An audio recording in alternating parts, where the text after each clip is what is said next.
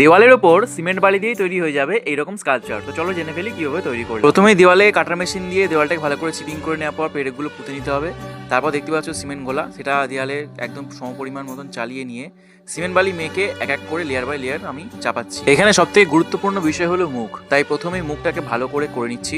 বাড়ি হবে আপনার, আর সেটাকে খুব সুন্দর করে ইউনিক উপায়ে সাজিয়ে তোলার দায়িত্ব কিন্তু আমাদের। শুধু দেওয়াল পড়ে থাকার থেকে একটি দেওয়ালের উপর এইরকম ধরনের যদি একটা শিল্পকর্ম থাকে তাহলে কিন্তু ঘরের সৌন্দর্য আলাদাই শোভা পায়। এবারে দিদি চেয়েছিলেন এই কাজটির মধ্যে যেন একটা শান্ত ও স্নিগ্ধ ব্যাপার থাকে, তো আমরা মেয়েটির মুখে ও হাতের ভঙ্গিমায় সেটিকে ফুটিয়ে তোলার চেষ্টা করেছি। এরপর কিন্তু জায়গাটাকে ভালো করে ঘষিয়ে নিয়ে প্রাইমার করে রং করছি। তো তোমরা ফাইনাল লুকটা দেখার জন্য অপেক্ষা করছিলে, তো এই দেখো ফাইনাল লুক।